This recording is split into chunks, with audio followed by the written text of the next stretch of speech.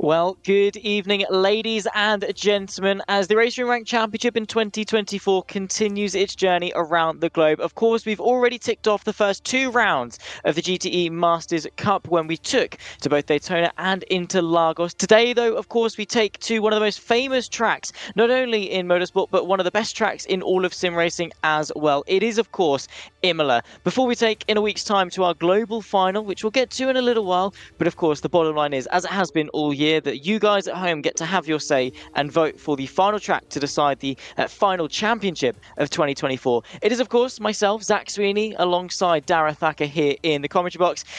And Dara, obviously, it's been a little while since we've had some time in the commentary box together here on RaceRoom. What are we expecting from Imola?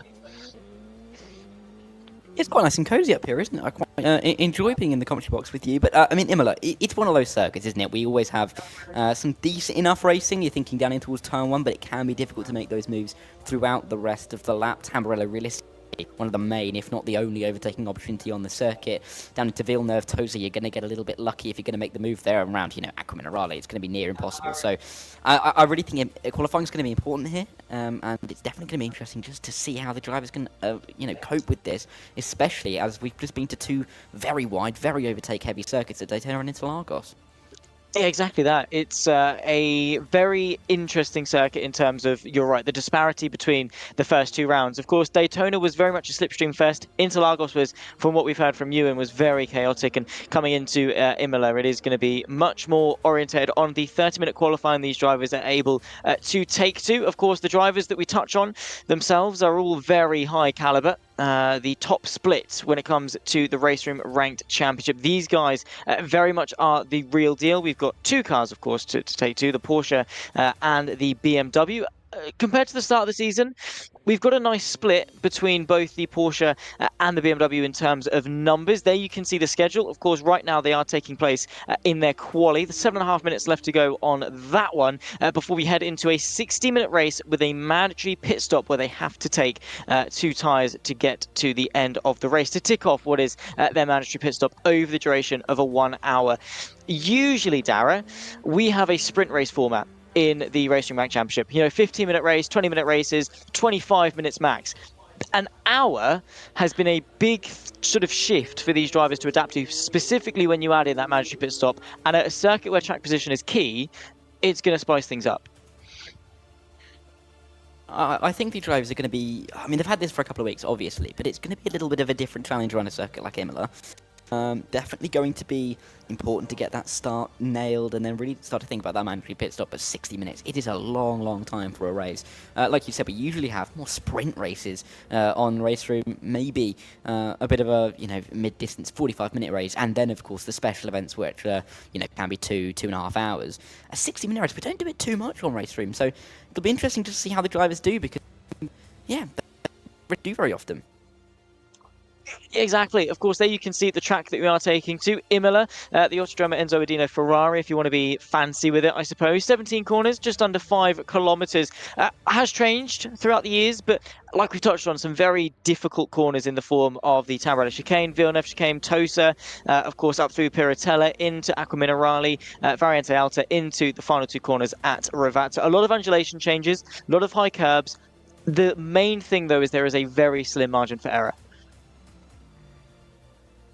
I mean, there is nothing on the outside of some of these corners. There's this little curve. I mean, it's red, white, and green, obviously, for the Italian flag, but there is nothing from that grass gravel to meet you hard if you go anywhere wide. And if you're going to go side by side and one driver gets shoved out wide, they can wave bye-bye to any kind of fight in the next few minutes at least, because they are going to drop quite a few seconds when they go side by side. But it's a long circuit, realistically. It's nearly 5 kilometers for the, for the relatively short time that we have for a lap here. So it's going to be interesting. It's a fast circuit, but also it's a circuit where you can't overtake much and it can be slow in parts. And like we said, it's going to be difficult to make sure you get that move, make it stick, and not really cause any contact. Exactly, you don't want to be going for the old dive bomb. Like I say, they are our 2 cars, the BMW M8 GTE and the Porsche 911 RSR. For those familiar with RaceRoom, you'll know the Porsche has been around for a while. The BMW is the new kid on the block and has been a big adaptation, especially coming into this season, having the option At Daytona, it very much was a Porsche Cup. We had a couple of people try out that BMW, but now as the season develops, we're seeing more and more drivers take to it because of the balance of performance. It is a car that works. The only problem at the start of the season was, do you go into a car that's new or a car that's familiar? A couple of people wanted to take the gamble and try the BMW. A lot of people stayed safe and stayed with the Porsche. But now, as we see the season develop, the BMW is working more and more, and people are realizing that, hang on, this is a car I can get comfortable with and be quick in. And that's really what the drivers are going to be looking for, isn't it? That comfort in driving the car. When it's a 60-minute race, you really have to focus on that rhythm, on that just getting the lap times in, hitting the apexes, making sure that you're not losing too much time lap after lap, not, you know, complacency not coming into it. So for this series particularly, having something underneath you that you can trust, that you feel like you can kind of truck around, do a little bit more with, and not really be worried about how it's going to act is going to be so key.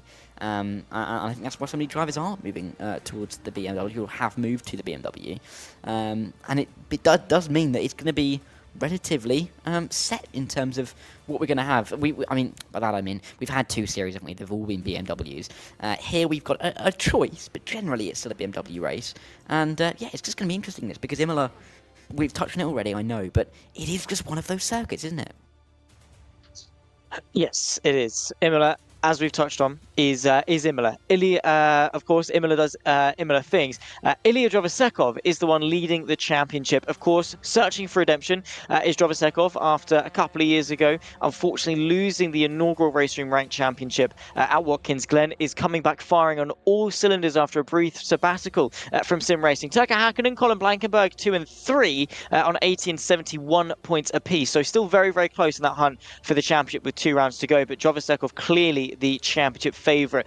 Marvin Mackenberg from Luca D'Amico, 4 and 4. They are tied for 4th place, which means they share the spot, and then the driver behind that would basically be in 6th place. We did touch on the strength of field that the drivers that we've got are taking to.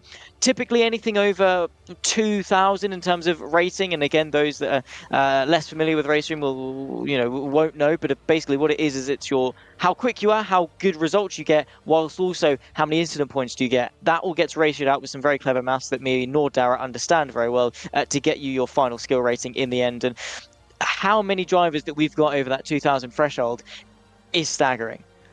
I don't know why that I can't do maths, Zach. I think it's a little bit harsh, but no, you're right. There is a lot of maths to go into it, and there are a lot of drivers who do so well. I mean, Mihai Nej, I mean, he's been doing really well on quite a lot of things in the last few months, and he's not even anywhere near the top in the grand scheme of things. Cravey, Dufek, Gontier, all on that page.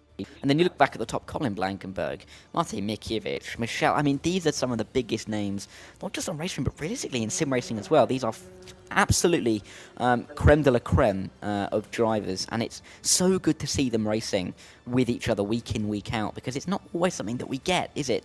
In other series, there may be a couple of drivers that are nearer the front, and then you get a bit of a mid-pack, and then you got cars at the back. But here at RaceRoom, in the ranked events, you get things like we're seeing in qualifying with 32 thousandths between the top 2.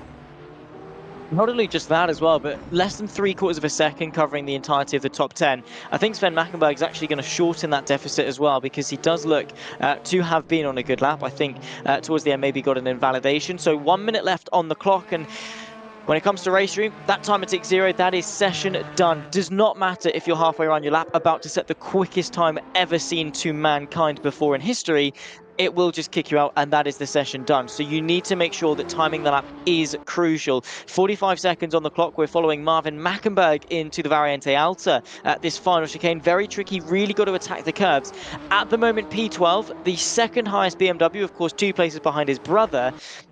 Is this down to unfamiliarity when it comes to the BMW? We will find out. Turkka Häkkinen then, as things stand, takes pole position. 32 thousandths of a second clear of his teammate Ilya Drovosekov in second. Colin Blankenberg from Thomas Gontier is row 2 with Christian Michel, of course, a very quick driver, making it a 3 NeedRacing.com driver top 5. Martin Mikiewicz tipped to win by some in the YouTube chat ahead of Mihai Nej.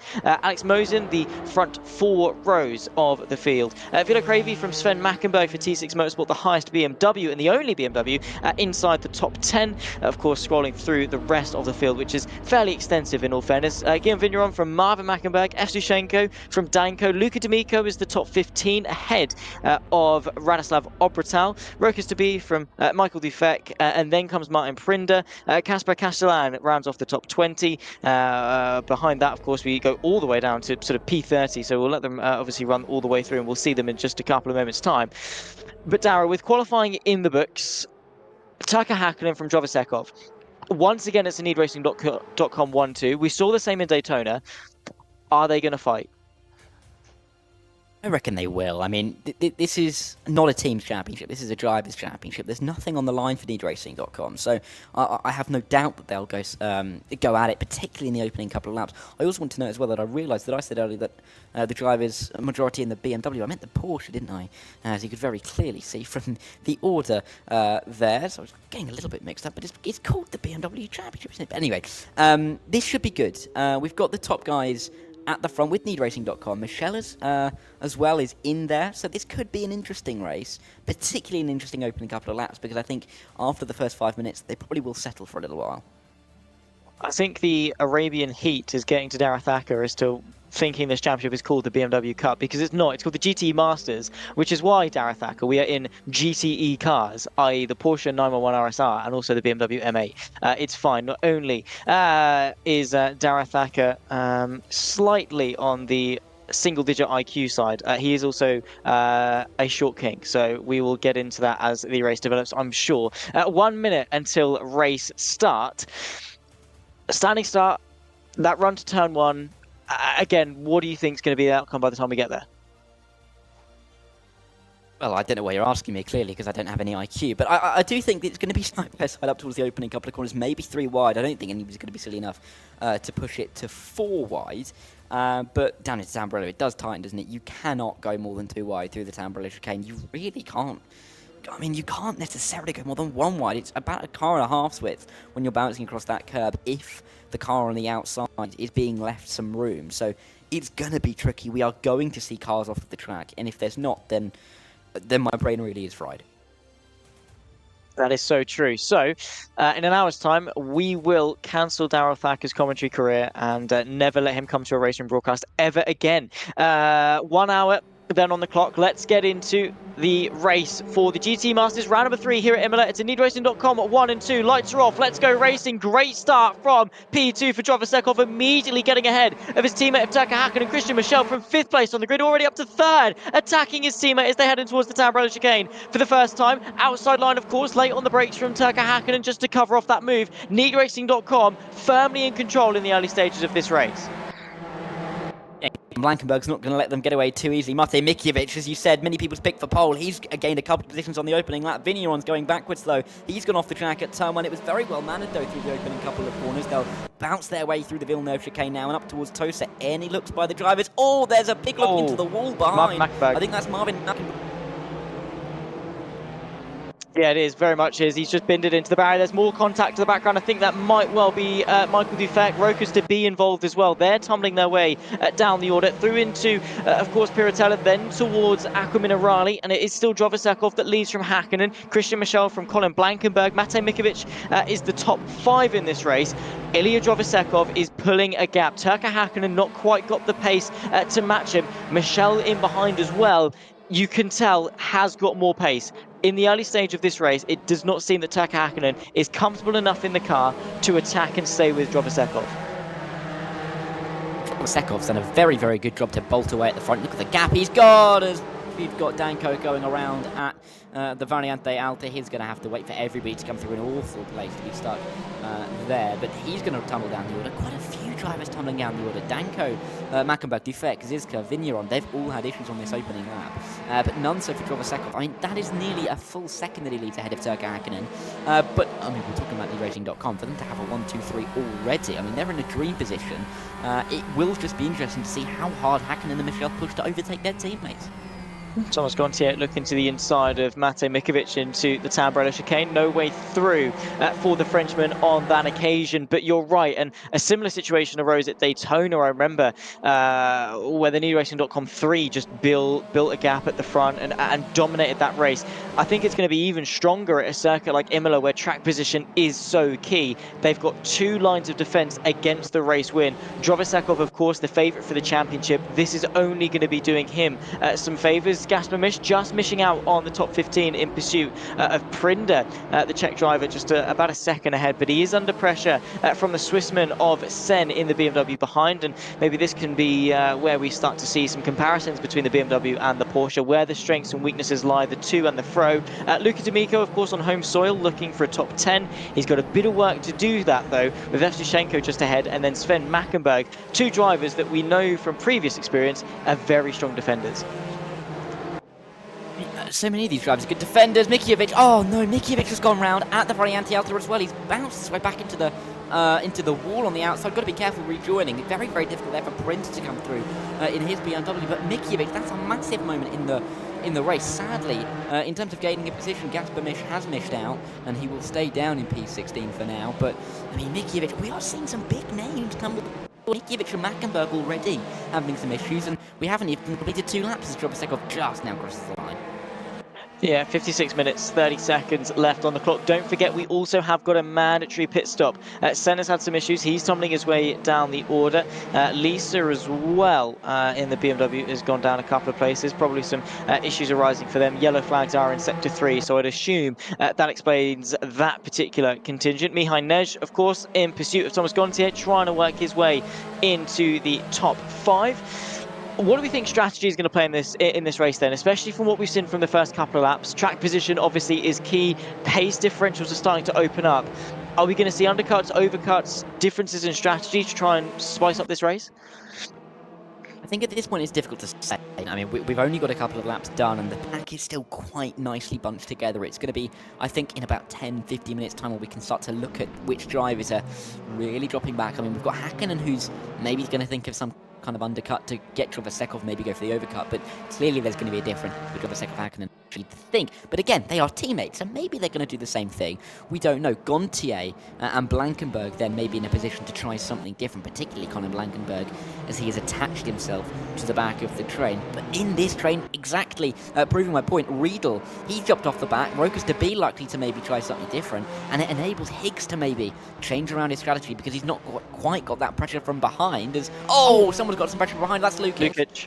Yeah, he's gone round. The Croatian driver now finds himself in the infield at Alta, loses a couple of places because of it, and, well, that knocks him firmly out of contention. Of course, don't forget, guys, that going into this race, this is the final chance of the normal championship. We'll get back to that in just a second, actually, because Castellan is looking to overtake Evtushenko for P number 12. Of course, you've got Prinder and Mikovic fighting as well for 14th. Of course, the Hungarian trying to recover from a spin, so potentially we could go 2 rows of 2 into the Tamburello. Inside line for the Porsche with a little bit of a bent rear wing, it must be said, after that shunt going into Alta, but he's through up in a 14th place, searching for a spot in the top 13 as well, just trying to get as many points as he can, because like I was about to touch on, this is their final chance to secure a place inside that global final. They pretty much have to be inside the top 10.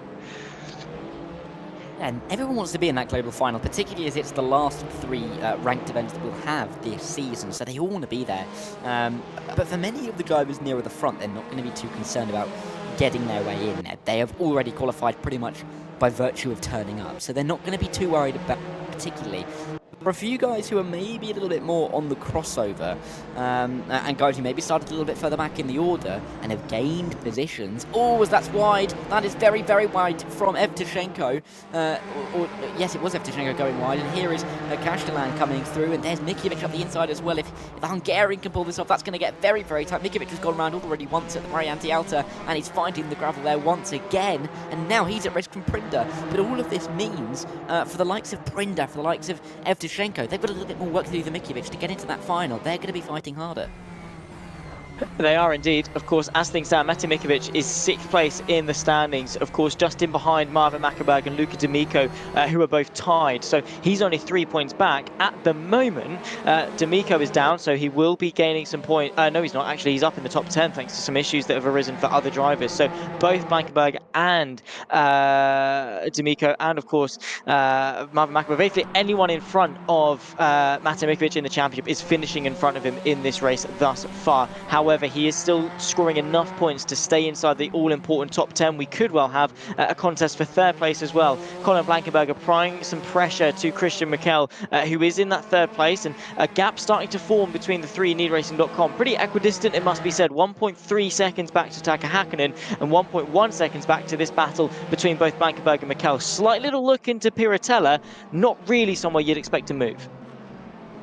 No, really, it's almost suicide to try and make a move down there. You are always going to come out worse if you try and send it up the inside. I mean, you might not if you spin the car in front of you around, but that's not going to look very good when it comes to the race, period. But you can see how much Blankenberg is looking for this move. He is looking into every corner. He is trying to get into the mirrors of Christian Michel, into his mind, and really make him overthink where he's putting the car, really be playing on his mirrors rather than trying to focus on bridging that gap up to Turka Hakkinen, which has grown out a little bit in the last couple of laps. He now has to focus on Colin Blankenberg marching up towards the back of him and looking the most likely of anybody in the top 5 to be making moves at this moment. And for Colin Blankenberg, the fact that he's got a pretty comfortable gap back to Gontier means that he has license to try and make this move, and he has license to try and look for it in places you wouldn't otherwise think he would. But down at turn 1, let's see if he's going to make it too far back this time.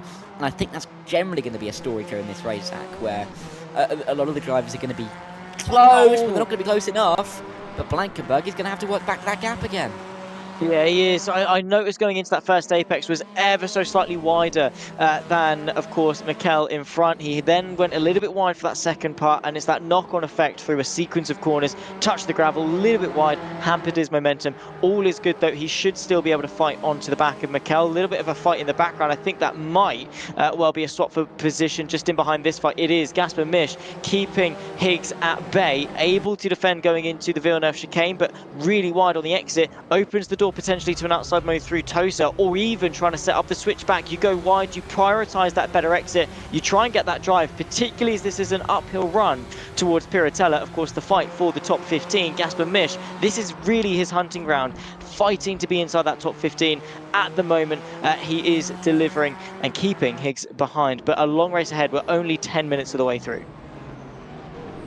Misch, he knows that he probably knows he can go quicker than some of the drivers in front of him, because he has been near the top at least for quite a while now. He's been in so many ranked events. He is a regular attendee as well. So I think he'll be hoping to go forward a little bit, especially being in that Porsche with the BMW of Prinda in front of him. He doesn't really want to be fighting with Higgs, who is just in behind. But yeah, Misch looking further forward, but just not being able to. And I think that's a theme that we're seeing with Christian Michel, or it was with Christian Michel before Colin Blankenberg had his moment down at the opening corner down at the Tamburello. But it's good to see that even though there are gaps forming out, you know, the field spread is starting to take effect. There are tight battles here, and Mikovic on Evtushenko is one of the best examples of that. Yeah, exactly. Look, it's the outside, and they make contact, and Evtushenko is sent spiralling into the barrier. Goodness me. Wow. He's managed to keep going, but that Porsche is not how it rolled off the factory line. How on earth have they managed that? Going into a corner where the braking zone is in a completely straight line, that is single-digit IQ if I have ever seen it. Evtushenko on the receiving end of quite literally a murder. Could you say he was on the end of it? I mean, Evtushenko was on the outside there. Evtushenko clearly moved across to create the contact because he came across the front.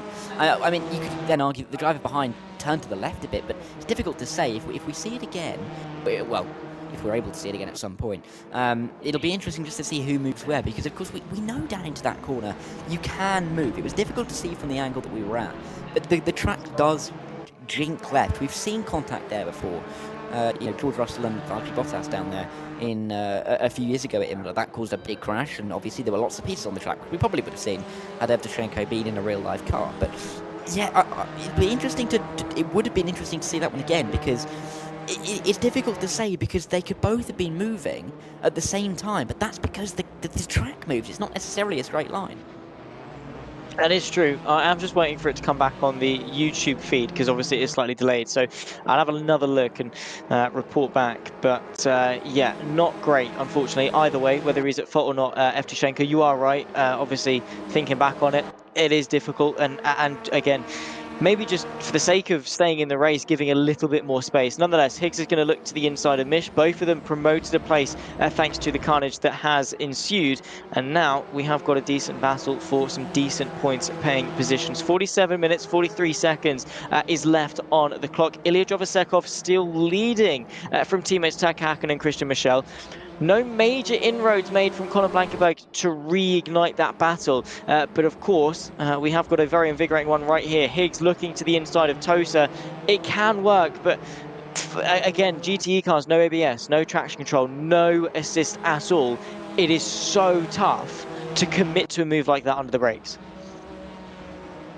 I think that's why we're seeing drivers struggle at the moment, because they are looking for these moves. They are just putting their noses in where the sun doesn't really shine, but they're just allowing the car in front that knowledge that, you know, they are going to be pushing for this move and maybe just be playing on the mirrors, and it may force drivers to go wide. And that's really where you're going to be getting positions in this race, because as you mentioned, it is so difficult to make overtakes without any kind of real help. I mean, the only possibility that we might see with any kind of differences, obviously, it's between the Porsches and BMWs in any way, shape or form. So we'll have to be looking at those battles, but even those are few and far between. Printer against Mikiewicz is probably the closest of those anywhere near the front for the time being. But yeah, this is just going to be a slog for the drivers. It's more of a race of survival for the first 45 minutes and then just gaining those positions in the last 15, because you cannot afford to lose so much time in the early stages because track position is so critical.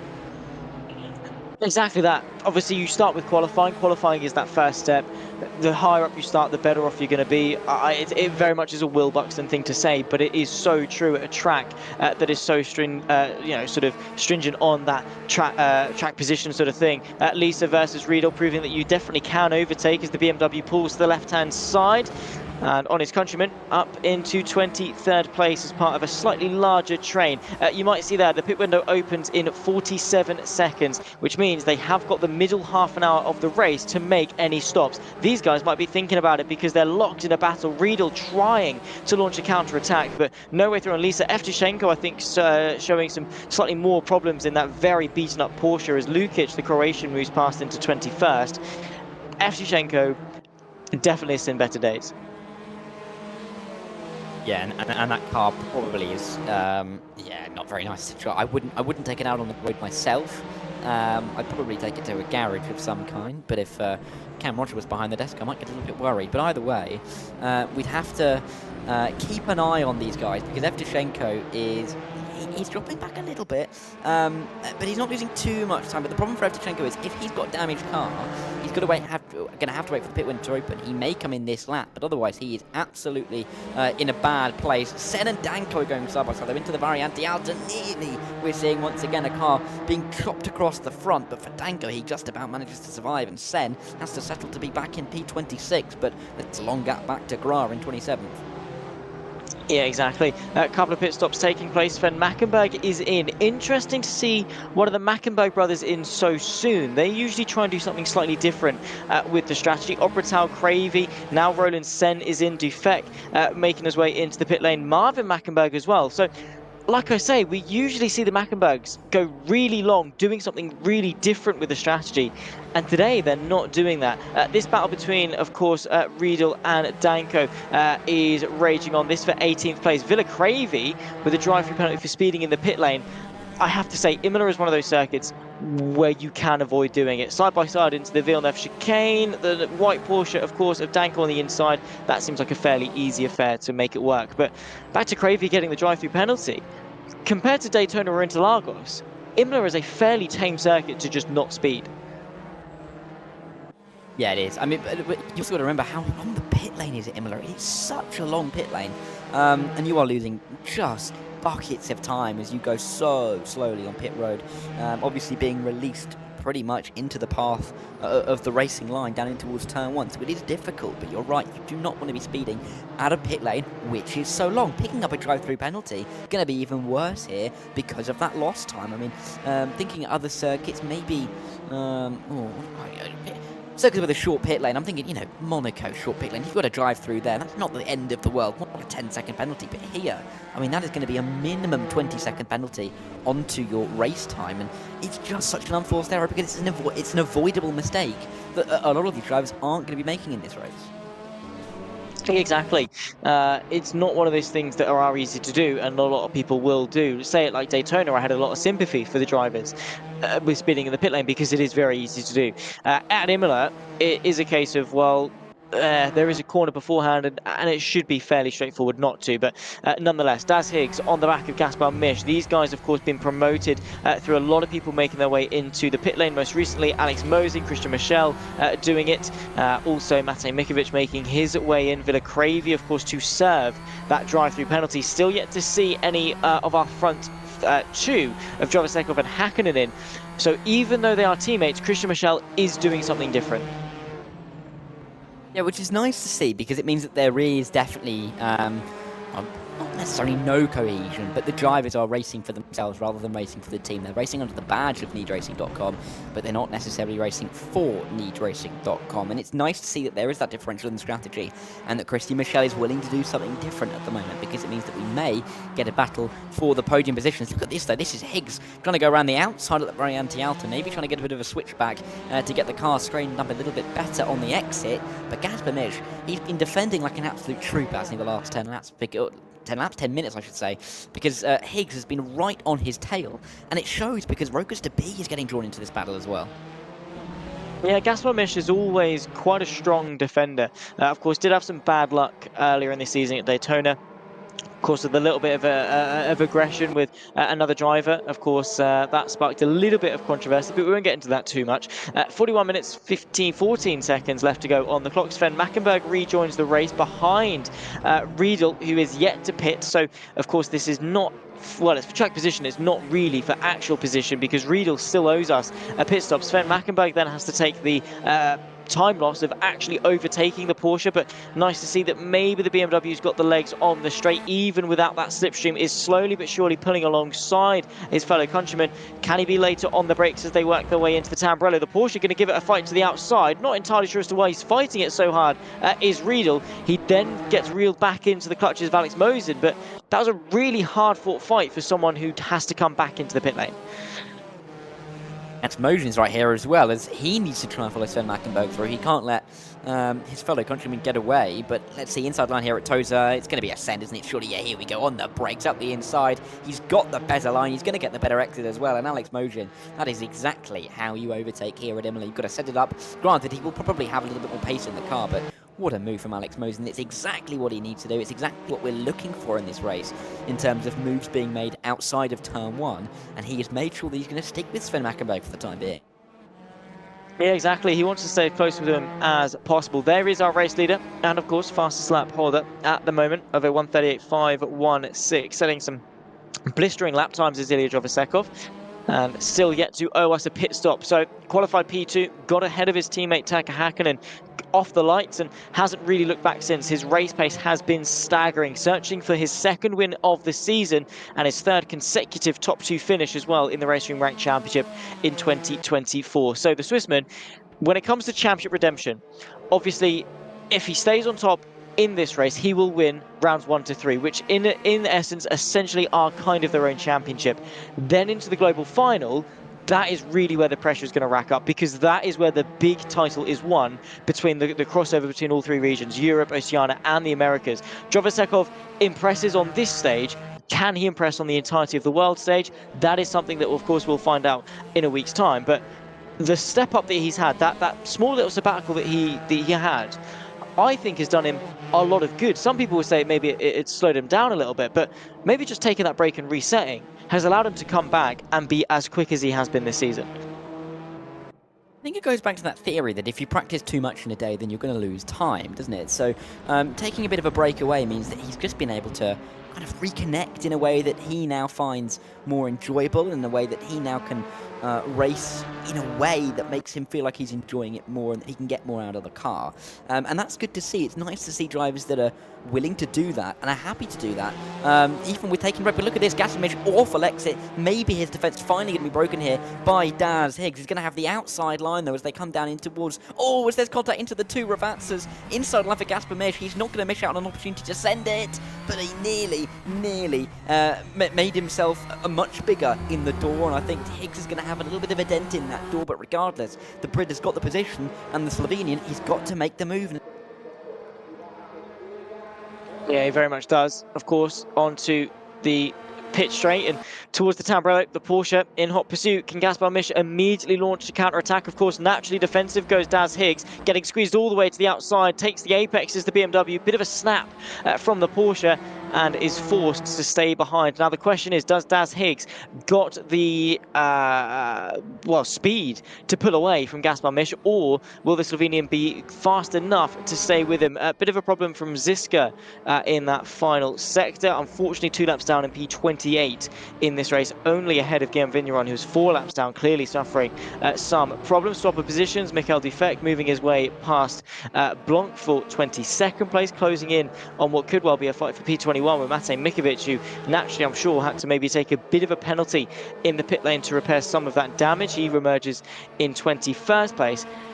Be interesting to see what the pace with Christian Michel versus his 2 teammates are and where he comes out in relation to his 2 teammates, because he's not at the moment in a lot of traffic, but very quickly he could go to Romao and Castellan and maybe even Gaston-Misch. That is a bit of a stretch, but it wouldn't take a lot for Michel to be caught up in a battle 1.3 seconds to the next car, whereas Drovasekov and Hakkinen are chilling out in front.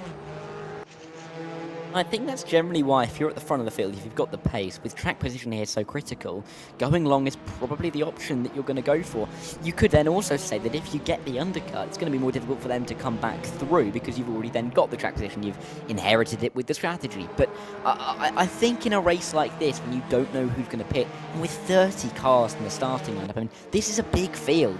You don't really want to be necessarily throwing your hat into oblivion and hoping that it's going to come out for you, because you may end up behind 3-4 cars in train and losing time behind them. You may come out in some clean air, get the laps done, get the pace up, and then come out ahead of your teammates of Drovasekov and Hakkinen. But it's just a risk, and I think seemingly it's a risk that Michel's willing to take, because he knows he's not leading the championship, and he knows that he can start afresh next time out of the global final, so maybe he's just trying something different.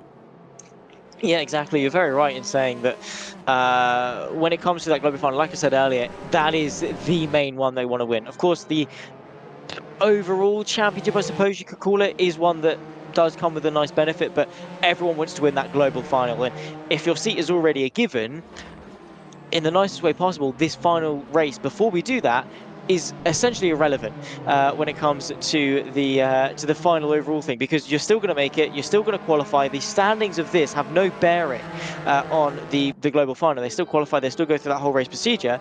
So why not give it a go? Find something that works, or try something that maybe doesn't work, so at least then you know, so that you've got all the data possible for that global final. Because it right now might just be the case that Christian Michel has just put off the best strategy we've ever seen. He might well try and pull off the best move we've ever seen, downhill into Ravazza. Not really too hard fought from the Brazilian, but Christian Michel is through into 9th place. Next up though is Castellan, the pole in 8th place. So he has got overtakes to be made. But saying that, Drovasekov and Hakkinen might well have to do a similar thing when they come into the pit lane anyway. I guess they can also hang around a little bit longer and wait until the track clears up where they would be. They know that Christian Michel is kind of where they would come out of the pit lane. Gaston-Misch and Castellan, if they come into the pit lane along with Higgs, they're going to have a free run at it. They can kind of just play it by ear and come in when they want to and when it suits, really. But I think going back to the point about having the global final and, people like Christian Michel maybe being a little bit more lax on this race because he knows that he's into the global final, is that how many times in sports, in general, have we seen, a team or an individual do so well throughout maybe an entire year? You get to the final and it just doesn't happen for them. Something might happen, they might pick up an injury, obviously this is unlikely to happen in sim racing, but something might happen to the driver. So Drovasekov, he's looked dominant, but realistically, after that first win, in the opening round. All he's had to do is turn up for rounds 2 and 3 to make sure he's into that global final. It's all going to hinge on next week. And I think that's what makes this race particularly so intriguing, because this is really just a setup for the final. Drovasekov has been first-hand privy to the sort of situations that you're talking about, doing the whole season so well and then going into that final round and dropping it. A couple of years ago when RaceRoom Rank Championship first started, obviously before your time on the RaceRoom commentary team, Derek, because you were probably still in nappies and still trying to grow to a certain height that you could ride certain roller coasters. Basically what had happened is he had won all of the races up into the final round. I can't remember if it was 3, if it was 4, whatever it was. But then at that final round, he DNF'd. And the driver that won the championship in the end had finished 2nd or 3rd in rounds 1, 2, and 3, leading into that final round. All he had to do was just beat Drovasekov, who had tumbled all the way down the order, just finish the race, and he was champion. So Drovasekov very much is first-hand experienced, in the sense that it is not over until it's over. So going into that global final, it will be interesting to see how Drovasekov performs, how his teammates perform, how they all work together to fight on that global stage, and obviously also what track we're going to. We plan to open the vote on Friday, of course, so make sure you are signed up and in the RaceRoom Ranked Discord. Of course, there'll be a poll open for 3 different circuits. You can have your choice, you can have your say, and of course dictate where we are going racing in a week's time for the global final of season 1 of 2024 RaceRoom Ranked Championships, the GTE Masters, already towards the tail end of their season. That's always an interesting thing, I find, and you can always tell a lot about the sim racing community by what track they vote for. We always have discussions, don't we, about which track's the best, which tracks we'd rather go to. I can think of so many longer races, even on, you know, RaceRoom 2.4 hours where we may have been doing the Nürburgring. What tracks could we do a longer race on? Drivers all have their preferences, don't they? They'll all have their strengths, they'll all have their weaknesses. But I think opening it to everyone makes it a little bit more interesting because, you know, realistically, a driver's favourite track, I mean, for example, could be Monza. But if you chucked, you know, a track that drivers say, you know, Mount Panorama maybe, that drivers might not like. You know, I don't know these drivers don't like Mount Panorama, but I'm just chucking some names out there. The drivers are going to have to adapt. They're not really going to be able to do much about it, and they're really going to have to be on their toes and be ready to do anything. And I do really enjoy that about RaceRoom and the ranked event. But on their toes at the moment, it's got to be Gasper Misch, because he's nearly being spun around. Michel's around the outside, and he's into the gravel. Way too much risk there for Christian Michel. We cuts across. Misch and Castellan go back through. Well, in fact, Misch definitely goes through. Castellan is going to be fighting with him, does go through in the end.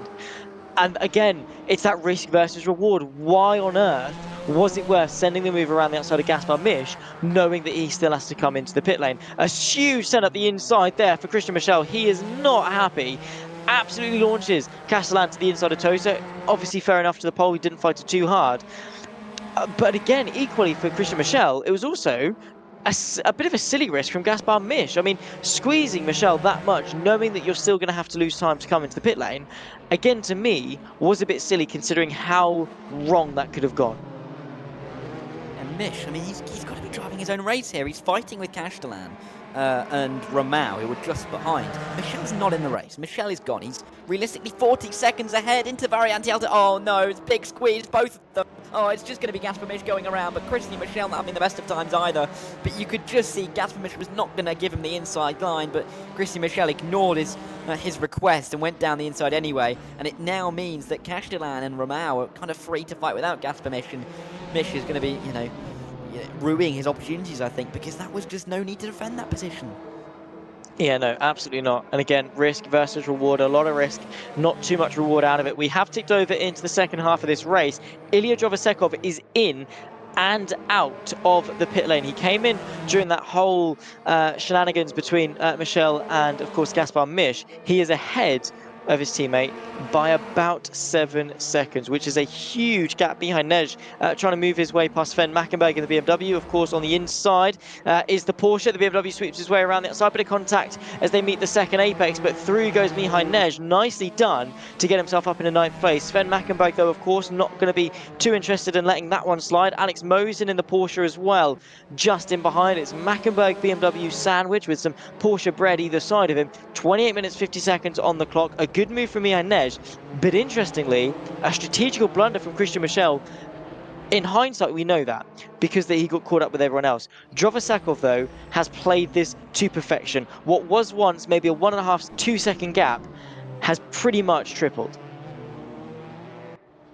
Yeah, I mean, he's pulling away, isn't he? I mean, the problem for Michel is that he just did get stuck, didn't he? He knew he had, excuse me, he knew he had to make those moves on the likes of Gaspermish, he was just forcing it a little bit too hard. Again, he wasn't helped by the fact that Gaspermish was just not having any of it, but he lost the time. He lost the time trying to do the undercut, realising that he didn't necessarily have the outright pace to make it work when having to overtake drivers at the same time, and Drovosekov's come out, he's in a beautiful bit of clean air, he'll get past Gontier, and he's going to have 36 seconds between himself and anybody else, albeit a couple of lap drivers. I think that's Garard that just about you saw come through the front of the frame, but or as Danko gets disqualified from the race, unfortunate for him. But for Drovosekov, this is a cruise in the park, isn't it, really? Because there's nothing that he's had to do. He pulled away at the start, he's come out of the pit lane in clean air, he's presumably going to come out in the lead. I mean, this is perfect for him. Thomas Gontier getting himself a drive-through penalty, the second driver to do so thus far this race, and the Frenchman tipped to pretty much almost a guaranteed top 5, maybe even scraping a podium with Christian Michel's slight issues or whatever maybe that could have befallen him. Of course, his setup, coming into this was very, very strong, and the Frenchman unfortunately is throwing that away by carrying a little bit too much speed into the pit lane. So he's going to have to make another trip down into the lane. He's going to drive through, lose maybe 10, 15, 20 seconds relative to his rivals, and again throw him completely out of contention for a top 10.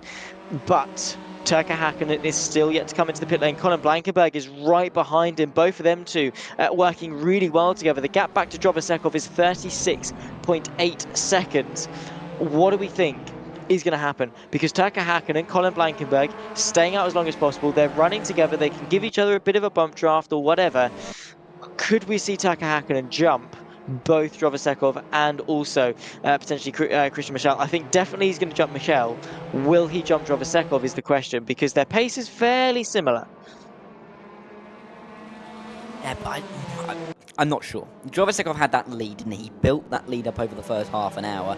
I can't see him rescinding it at this stage. He has got such a commanding position. You can see on the track map, he's just about to come through Tampere, just over that one. And you can see in front of him, there is no one between himself and Tozer down at turn 7. That is a big old gap for him to be able to be in. I just can't. I can't see him making a mistake. He doesn't need to make a mistake. He doesn't need to push the car harder than he otherwise would. And I think he's got this in the bag. If he doesn't have this in the bag, then I will retire tonight. But yeah, Drovosekov, I mean, he's just looking in such a comfortable position.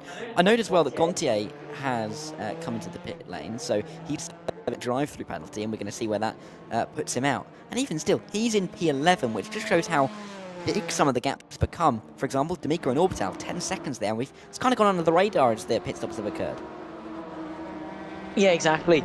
Did just want to jump back to Danko's disqualification and just add a bit of context to it in regards to why it happened.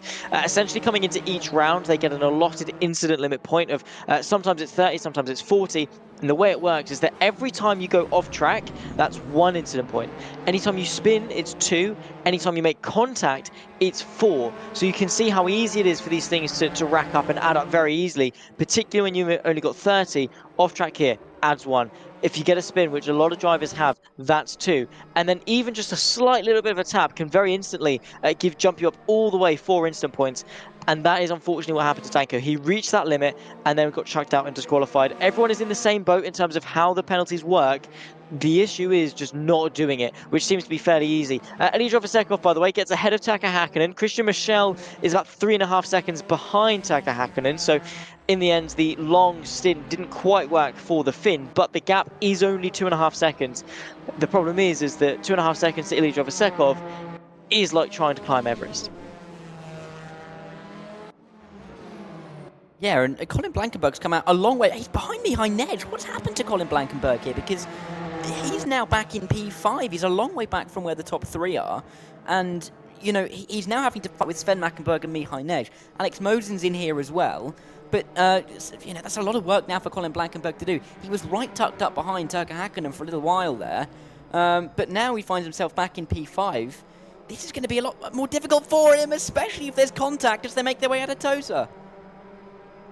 Yeah, these guys getting very, very argy-bargy indeed. It could be 3 wide by the time we reach Piratella. Sven Mackenberg trying to go the long way round, does so, has the agility, beautifully done from the newly signed D6 Motorsport driver. Inside for Aqua Minerali, looking backwards from Colin Blankenberg. What a move that was from Mackenberg on Alex Mosen. Beautifully done, excellently executed, and all the way around the outside takes 6th place away, working his way back forwards, and the highest placed BMW, both Mackenberg brothers inside the top 10 as well, looking very strong, potentially for a top 5 as well, maybe even a P4 as Mihai Nej is under pressure. Yeah, Nej now in a position where he is just going to be leading the train just off of the podium because Drovasekov, Hakkinen and Michel are away. Nej, Blankenberg, Mackenberg, Motion, these guys are all fighting over P4 and it's going to become quite tight. And it might become a little bit heated. We've seen some aggressive moves already from Colin Blankenberg. Will we see them again down towards turn 1? They're going to go under the lights as they make their way over the grid, through the first little kink to the right, and now the track bends left. There's the first little one. You could just see Blankenberg to the inside trying to get through on Mihai Nej. He's going to control that inside line. And in the end, the Romanian driver not going to fight that one too, and I'm surprised by that. I would have thought Mihai Nej would have thrown a little bit more of his defence there. Yeah, maybe so, but in the end, didn't really fancy it. Colin Blankenberg then, of course, is ahead and through. Mihai Nej maybe just not seeing the worth in it, of course, with 2 very quick drivers behind him as well, with Mackenberg and Mosen in hot pursuit.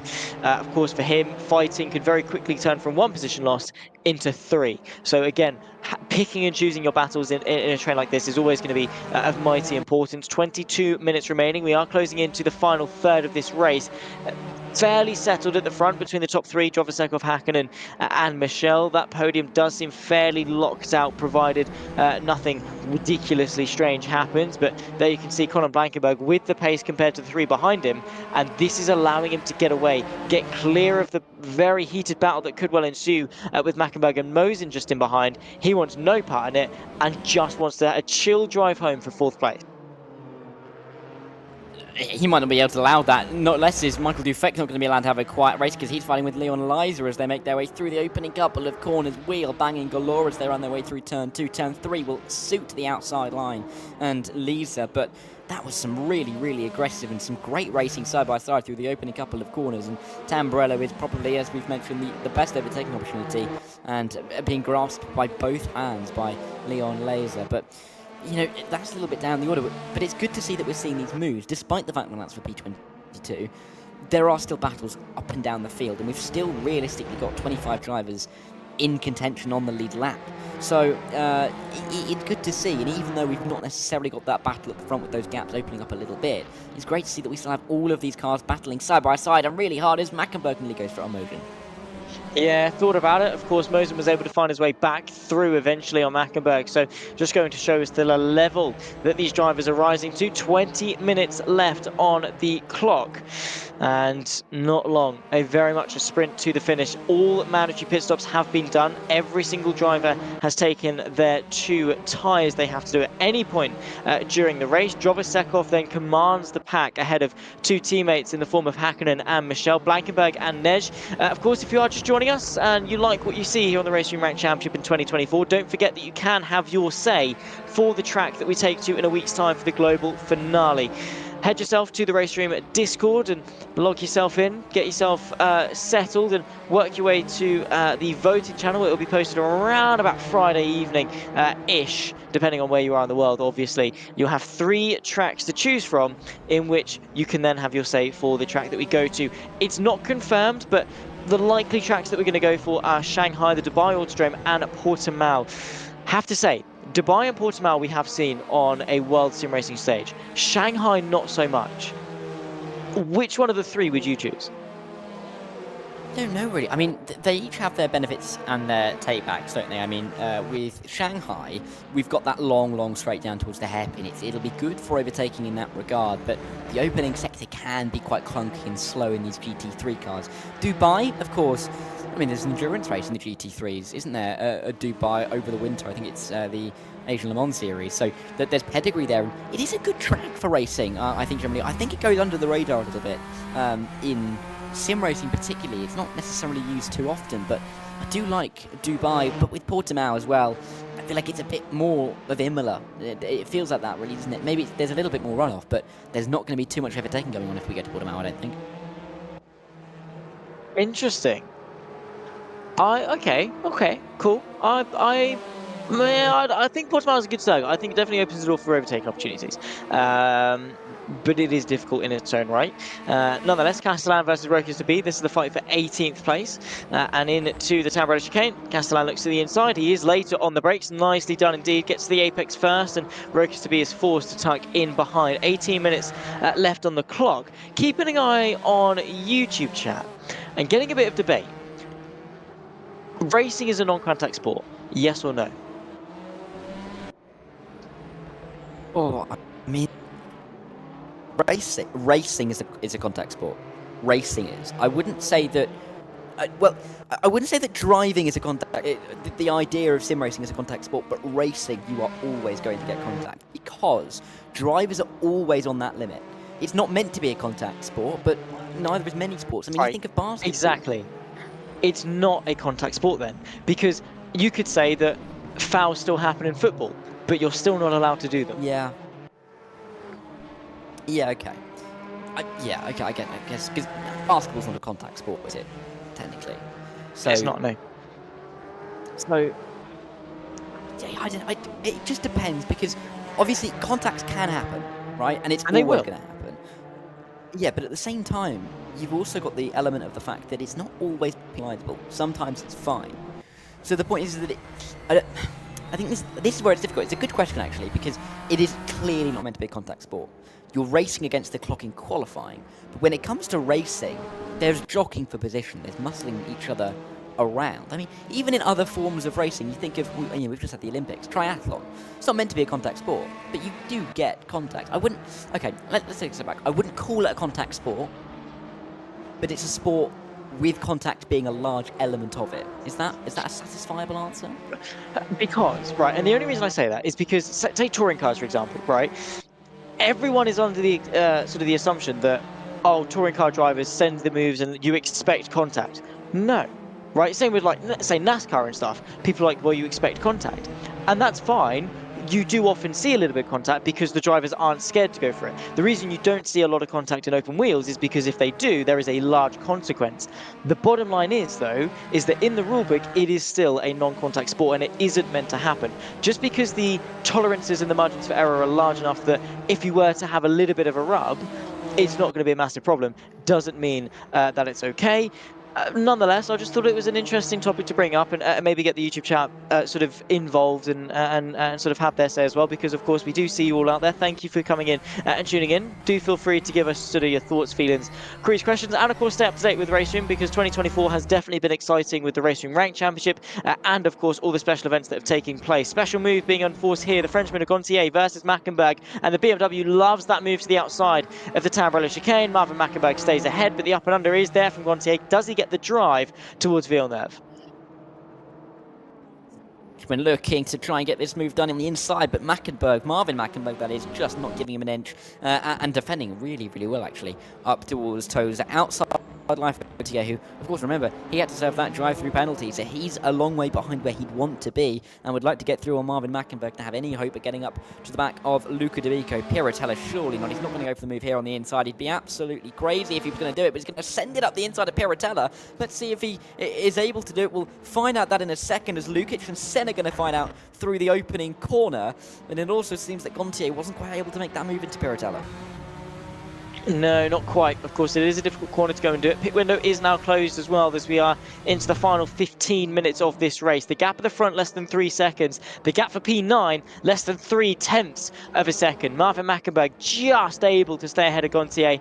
Same to Lukic, just able to stay ahead of Roland Sen for the final place inside the top 20. It very much has been a topsy-turvy race in terms of up and down strategical advancements as well. But for the most part, it definitely has been apparent that overtaking is somewhat of a difficulty, particularly as part of a train. But that doesn't mean that we've not seen overtakes. There definitely have been exceptions. And all in all, it has been a very invigorating race.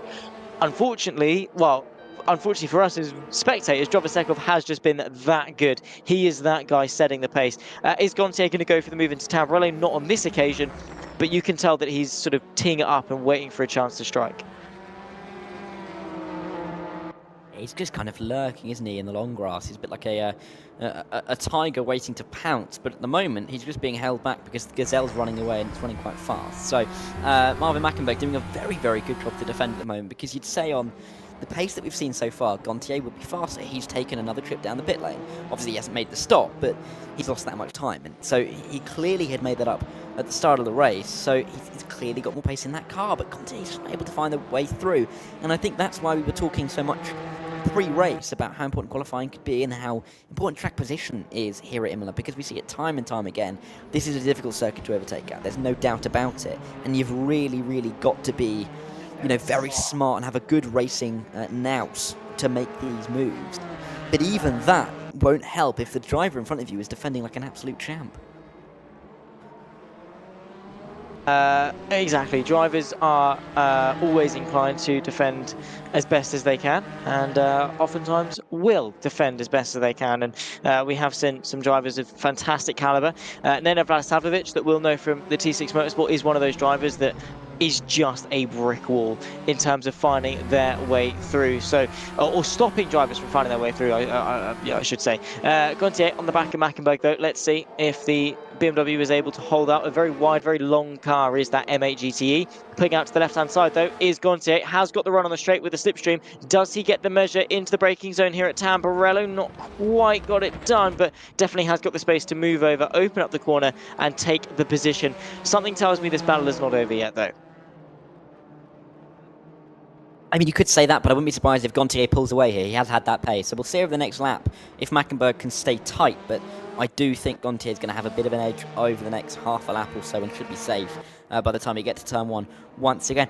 These guys, Gasper Misch, Daz Higgs, they have been going at it all race long. They haven't been able to separate themselves from each other. And I think, if I'm honest, Daz Higgs, my apologies, is going to become absolutely sick of seeing the rear end of Gasper Misch, because he's been stuck behind him for so long. He's made the move once. He'll be wondering why he has to do it again. Exactly. And Gasper Misch is not an easy driver to get past. That is for sure. Daz Higgs, of course, a fantastic driver in his own right, and these two have been going back and forth for quite some time. 11 minutes, 11 seconds on the clock. So nearing towards that final sprint to the finish. So now is the time, if you've been waiting for a move, is the time to do it, because time is very much a luxury. It's something that you cannot take for granted, and of course with it being about a minute and a half lap time around Imola. Last lap time set, of course, by Ilya Jovasekov was a 1:38.617, so we're probably only looking at about 6-7-ish laps left to go in this race. With that very few opportunities to find a way past, you need to do it as soon as possible. Like right here, Gasper Misch messing up the Variante Alta. Daz Higgs saws his way around the outside into Piratella. And that was very, very easy, wasn't it, for Daz in the end? Gasper Misch not really being able to defend, but very reminiscent of the first time we saw a move, isn't it? With Daz Higgs getting the run at the Variante Alta and making the move on Gasper Misch down into towards Ravazza 1. So, bit of a rinse and repeat there. Deja vu, I think, coming in for both of those drivers, but Daz Higgs now will try and get after Romao for P15, but that gap, 3 seconds, may be a little bit tough to bridge. But yeah, there are still some relatively close gaps. Mihai Nej has still got a couple of cars behind him, not too far. Mackenberg is still behind Gontier, albeit he is losing time now at a relatively rapid rate of knots. We've also got the likes of Rokas de B behind Castellan. That's only about half a second, but apart from that, a lot of these drivers are just having a nice Wednesday evening drive, aren't they? They're not really having to overdrive the cars, just trying to cruise towards the end. A couple of drivers may be trying to improve their positions to get into the global final, but for most of these guys, this is just a case of, you know, getting through the next 9.5 minutes and then thinking of what kind of food you can have afterwards. That is true. Dareth Thacker, you've just eaten dinner, my friend, and yet you are talking as if you are starving. So I'm not entirely sure. Dinner might still be open by the time. Just for context, by the way, me and Dara are staying in the same hotel, hence the back and forward that we're having in terms of the good old race room banter that we're so used to having. But yeah, he has been a hungry boy this week. Sven Mackenberg, though, is practically pushing Mihai Nej. Alex Mosin has been disqualified from this race. A huge hitter has now been hit out of this race, disqualified once again for reaching the incident limit. I was just about to say, I saw him disappear from the timing tower. He must have been disqualified. So, awful with not long enough in this race. Well, not long enough in this race. He's disqualified. What am I talking about? With not that much longer in the race to pick up those incident points. So, I'm surprised that he's picked up those incident points. He was, he wasn't fighting with someone. He obviously went wide somewhere, and has been doing it seemingly relatively consistently to pick up those kind of incident points. But I mean, that is so disappointing for him, for Alex Mosian. But you've just got to pick yourself up after this. Hopefully, for his sake, I'm pretty sure he is through to the global final, but we'll have to double check on that one. It just depends on some of the other drivers, and some of the other drivers here may be able to put themselves in front to put him outside of that now. So that could be an incredibly costly mistake for him over the course of his RaceRoom ranked season. Unfortunately, he wasn't there at Interlagos, so his only point score was Daytona, which, in fairness, was a respectable 32 points, definitely up there inside the top 10. But coming into this round, he was 15th, so he really needed a good round in terms of points, and he really needed some other people to not turn up. In fact, actually, with Christian Michel not turning up to Daytona, he is also at threat potentially being knocked out. I don't think he is going to be in the end. He's only 4 points behind Gontier and Deby. He is ahead of both of them by quite some margin. So I think Michel is going to work his way through into that global final. Alex Mosian, though, most definitely is not. That is his RaceRoom Ranked Championship in 2024 GTE Masters brought to a close due to him exceeding the incident limits. 30, they get 30. 30's plenty. I've got to be honest. It is so simple. I mean, it's not simple, obviously, when you're pushing and stuff, but to not exceed track limits, to be as careful as you can, tapping the back of another car. I mean, like we said, it's a non-contact sport. Things happen, of course, but the safer you drive, the less likely you are to add up those, I've gone off track, I've had a spin. 4x for just touching the car in front. Everyone is in the same boat when it comes to those incident points. It is down to you to drive around them and accommodate them. And unfortunately for Alex Mosian, that has cost him a chance at the global final. And I don't know why he was pushing so... I mean, he may not have been pushing so hard. It may have just been a bit of a lazy... maybe the car just drifting out wide a little bit into a corner.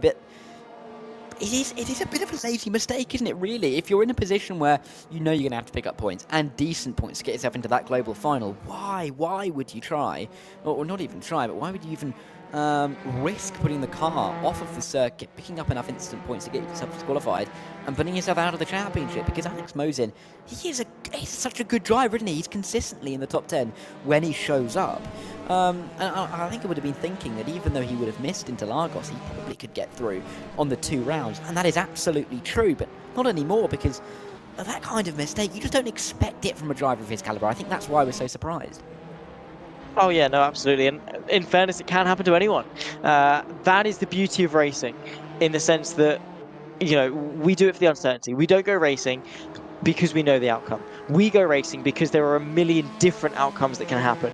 Anything at any time can, possibly will, go wrong for someone, and possibly can and will go right for other people. They can benefit, and that's what it is. We're constantly sort of suspended in anticipation every single time we take to the racetrack in order to see the outcome. Obviously, this season, Jovasekov has been very quick. NeedRacing.com have all been very quick indeed.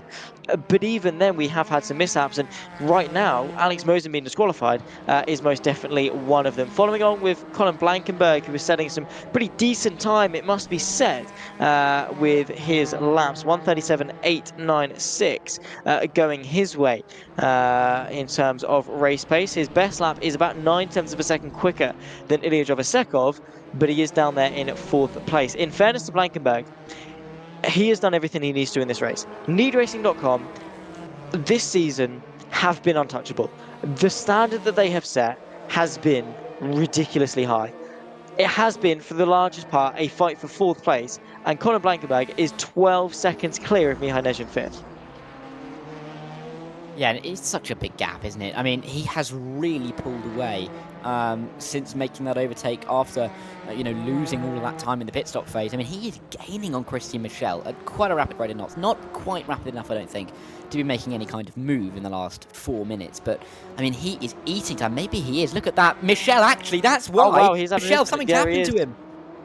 He has. That's coming out of the Villeneuve chicane. Christian Michel has had a spin on a day that he needs points to make it into global final. Colin Blankenberg is then through into 3rd place with 4 minutes left to go. Does Michel have enough time to reclaim that 3-second gap? That is a costly mistake that has robbed NeedRacing.com of 1, 2, and 3. Blankenberg goes through on what has been such a consistent race. Would he have done it anyway? We do not know. But the bottom line is he is through now, and it goes back to what I was saying. Motor racing, anything can and will happen.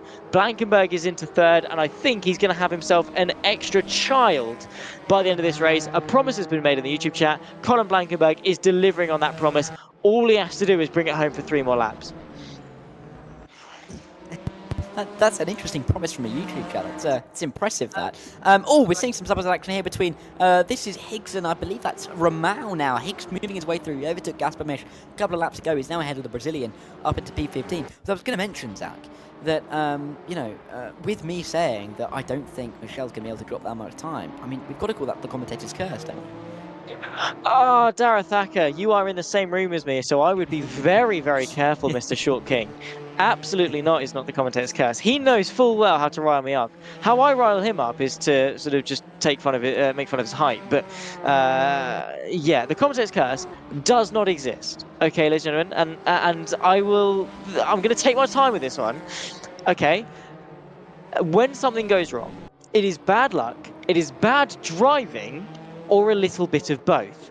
I'm incredibly passionate about this, and I will say that we do not have voodoo powers in this commentary box, because right now, and YouTube chat is going to hate me, Colin Blankenberg is doing really, really well. I'm talking about him, which means the next time we look at him, he's going to spin. Surely. That's how it works. I think the viewers should appreciate that Zach really does look angry. He's very, very angry. Oh, he's fine. Colin Blankenberg is fine. I'm so glad that works, really. I had that lined up for a couple of minutes, and I'm really glad that you were unhappy with it. If it threatened violence. Anyway, 2 minutes left of this race now. It now means that Drovasekov is going to cross the line now. Are we going to get 2 more laps? Yes, just. I mean, he could make this the final lap if he wanted to. That's the thing. Zach, if you're in the situation, would you make this the final lap or not? Is he able to, is the question. I mean, he's got 4.5 seconds. It is going to be close. Back to Turk Hakkinen. I mean, as a collective, NeedRacing.com are able to sort of maybe slow it down. But then again, if you're able to just chill and just bring it home as sort of another lap. Thomas Gontier, of course, moving past Matej Mikovic, who very much has got a beaten up Porsche. So the Frenchman does go through. But just chill and bring it home. I mean, yeah, obviously with that you carry a little bit of risk, but Drovasekov and Hakkinen, they've been final race long. They've got 15 seconds back to Colin Blankenberg. Just do the extra lap. I mean, yeah, you could do the extra lap, but at the same time, they don't need to do the extra lap. I mean, the only reason that they would do the extra lap is to realistically try and put off their competition, to maybe drop them points rather than, you know, gaining anything, because they're still going to finish in the lead. We'll see what happens. We've got 35 seconds left. Drovasekov's coming through Variante Alta now. But I don't think he's going to slow up. He can. I don't think he will. I would in the situation, but that's mainly because, you know, I like to win things easily, as Drovasekov has now. He doesn't have to do another lap. He can, you know, pack it up, go grab a drink, maybe, you know, just put the TV on. Doesn't have to race for another 2 minutes, but let's see what he does. Out of the final corner, does he slow up? It doesn't look like it. I think we're going to have one more lap here. 7 seconds left on the clock, and yeah, absolutely this time round, Zach.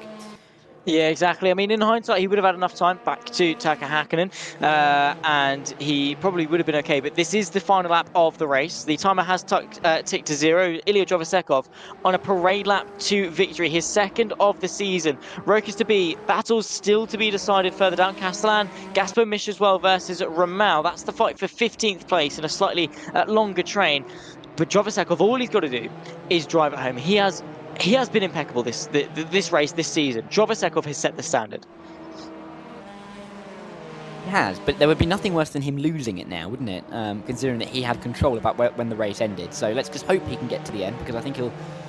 I don't think he'd be too happy with himself if we get to the end and he is not the driver finding the checkered flag first, although I think it's more likely that the sun won't rise tomorrow morning than that happening. Through the final sectors we go. I guess these guys have another lap, don't they? Gasper Mish, Castellan, Ramal. These guys will have an extra lap because of the fact that just in behind, riding up the hill, is Drovasekov. So a lot of racing is still to be done by these guys, and by no means is this one done yet, because Mish, Ramal and Castellan, they've been fighting race long. We've seen moves in this pack.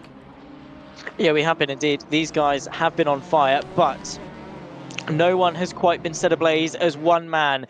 Ilya Drovasekov working his way through the final couple of corners. There is Colin Blankenberg, but there is the main man himself, Ilya Drovasekov, the Swissman for KneeRacing.com. A brief sabbatical from sim racing. He has come firing back on all cylinders in the Porsche, in the GTE Masters RaceRoom Ranked Championship in 2024. For the third time in a row, it's a top two. For the second time this season, he takes victory, and he does it here in Imola to guarantee a seat in the global final in a week's time. Turkka Häkkinen makes it a KneeRacing.com 1 and 2. Laid on, Colin Blankenberg is able to snatch the podium from Christian Michel's hands and takes the third step on the podium. Beautifully done. What a drive it has been from our top three, particularly Ilya Drovasekov. A guaranteed space in our global final, as will our entirety of the top 10 in the championship. We'll update you on that, of course, as soon as we can.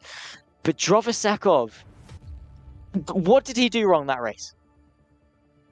Nothing. Absolutely nothing. I mean, he got pole position by not a comfortable margin in the end. It was only a few hundredths, wasn't it? But oh no, he was P2, wasn't he? Of course he was. So he got the launch off the line. I'm sorry, I forgot there was a move off the line. It's been an hour ago now, wasn't it? Drovasekov obviously then gets that launch and pulls away. He doesn't look back. He doesn't really look in the rear mirror. He's thought about the strategy. I think he pitted pretty much halfway through the race. So he clearly wasn't overthinking the strategy. He's clearly been, maybe not necessarily practicing, but just clearly been able to dial in on this circuit in a way that others haven't been able to do. I do know all of that, but what I don't know is why you still call him a Swissman, Zach. Because that's the Swiss flag. Yeah, but they're a Swiss. There's no such thing as a Nonetheless, Swissman. right, there is, because I say there is. Ilya Drovasekov wins the race. That's what's important, and guarantees himself a seat in the global final. So too does Turkka Häkkinen and Colin Blankenberg, the fastest lap of the race for the Porsche, as he completes the podium. Christian Michel from Nej, both of them as well, might well be able to guarantee their ticket in a week's time to the global final. Sven Mackenberg making up progress in that BMW up to 6th. Had a Luca D'Amico, Thomas Gontier ahead of Mate Mikovic, and Marvin Mackenberg getting 2 BMWs and 2 brothers into the top 10. Of course, behind that will go to the likes of potentially, actually, there it is, Vila Cravey, who, despite the fact that he had a drive-through penalty, fighting back to 11th is very impressive. Of course, then you have Obratal, Prinder, Higgs and Ramal. That's the top 15. Gasper Mish just missing out on the top 15 ahead of Castellan, Rokas to be Lukic and Lisa the top 20. We'll let the rest of the page work their way through. You can read yourself all the way down to P30. Marvin Mackenberg coming into the YouTube chat to say that getting a top 10 out of this BMW is absolutely ridiculous. Obviously, maybe the Porsche a little bit more favoured in terms of the balance of performance. Maybe that BMW thing a little bit more unfamiliar ground to the Mackenbergs, but it definitely just goes to show the calibre of the two brothers and how much they continue to impress in the RaceRoom ranked top split scene. But of course, if you are out there and you're sort of not maybe quite up to the level of the RaceRoom rank guys, do not worry, because there is still a place for you. The RaceRoom Ranked Championship isn't just for the elites. There are so many more splits that if you get your ranked reputation up, if you get your safety rating up enough, you can compete in R3 Championship. Of course, the M4, the M2, and the GT Masters that we've had in 2024, anyone can compete and anyone can jump in, and there are prizes up for grabs. VRP, of course, the in-game sort of way of purchasing cars and tracks in RaceRoom as well. You can jump in and win opportunities for real-life trophies and things like that for those that win their respective splits.